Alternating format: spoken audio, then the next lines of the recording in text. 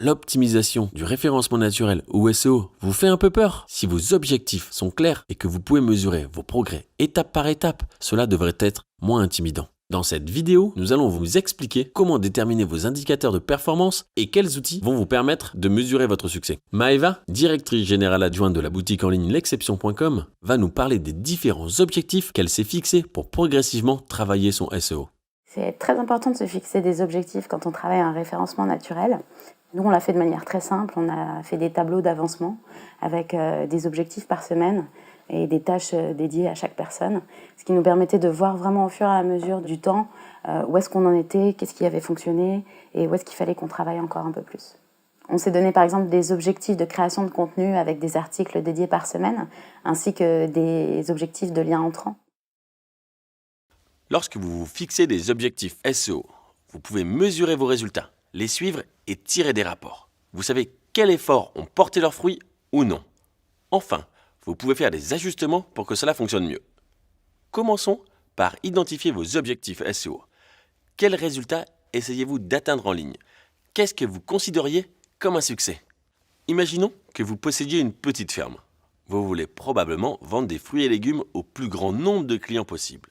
Vous souhaitez aussi établir une relation durable avec vos clients existants grâce à la qualité de votre contenu, en espérant qu'ils reviennent pour racheter des fruits et légumes. Vous venez d'identifier 3 objectifs commerciaux. Conversion, transformer les visiteurs du site en clients payants.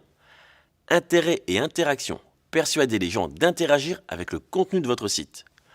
Acquisition, trouver de nouveaux clients. En vous fixant des objectifs SEO, vous avez quelque chose à mesurer pour vous aider à mieux comprendre les bonnes ou mauvaises performances de votre site. Alors, comment savoir si vous avez atteint vos objectifs? Certaines mesures sont plus importantes que d'autres. Par exemple, cela est plaisant d'être en tête dans le classement des moteurs de recherche, mais ce n'est pas une garantie de succès. Voilà pourquoi. Imaginons que le site web de votre ferme de fruits et légumes apparaisse en premier lorsqu'on cherche jardin potager. Beaucoup de visiteurs vont aller sur votre site, mais cela ne se traduit pas par une augmentation des ventes. C'est peut-être parce que les gens cherchant jardin potager veulent planter leur propre jardin et non acheter vos fruits et légumes. Que faut-il en retenir? Ne gaspillez pas votre énergie sur des mots-clés qui ne sont pas pertinents pour votre activité. Donc, si votre objectif n'est pas d'être numéro 1, quel est-il? Réfléchissons à d'autres manières de mesurer le succès. Vous vous rappelez des objectifs que vous vous êtes fixés précédemment? Revenons sur chacun d'entre eux. Vous pouvez mesurer les conversions en suivant le nombre de visiteurs venant sur votre site et achetant des fruits et légumes. Ou bien en suivant une action moins directe mais pouvant déboucher à terme sur une vente, comme le fait de s'inscrire à votre newsletter. Vous pouvez mesurer l'acquisition et l'audience en suivant le nombre de fois où votre entreprise apparaît dans les résultats de recherche, vos impressions, et la fréquence avec laquelle les internautes cliquent pour accéder à votre site. Enfin, vous pouvez mesurer l'engagement et l'interaction en suivant le contenu que vos visiteurs lisent et avec lesquels ils interagissent, en laissant des commentaires par exemple, mais aussi en suivant le nombre de visiteurs qui s'abonnent à votre page sur les réseaux sociaux. Alors, comment suivre tout cela? Des outils d'analyse d'audience et des outils pour les webmasters fournis par les moteurs de recherche peuvent vous donner ces informations, souvent gratuitement. La plupart des grands moteurs de recherche comme Bing, Google ou Yahoo offrent de tels outils. Il s'agit essentiellement d'un ensemble de rapports et de services qui vous aident à suivre et à contrôler la visibilité de votre site web dans les recherches.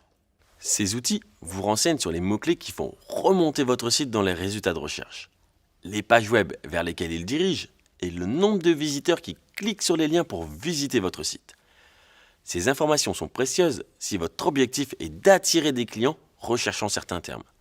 Les outils d'analyse d'audience peuvent également être utilisés pour mieux comprendre le comportement des visiteurs. Ils peuvent apporter des réponses à des questions telles que: combien de visiteurs naturels deviennent des clients? Quelles sont les pages web ou le contenu sur votre site qui transforment les visiteurs en clients payants?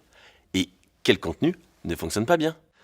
Avec ces informations, vous pouvez ajuster votre stratégie SEO pour améliorer vos performances ou évaluer les performances d'une agence SEO si vous en avez embauché une pour vous aider. En résumé, pour comprendre comment votre site fonctionne dans les résultats de recherche naturelle et dans quelle mesure il est utile à votre activité, fixez-vous des objectifs SEO. Pour mesurer le succès ou repérer les points à améliorer, suivez vos performances dans les différents domaines. Une fois que vos objectifs sont clairs et que vous avez mis en place des outils de suivi, vous êtes sur la bonne voie pour réussir votre SEO.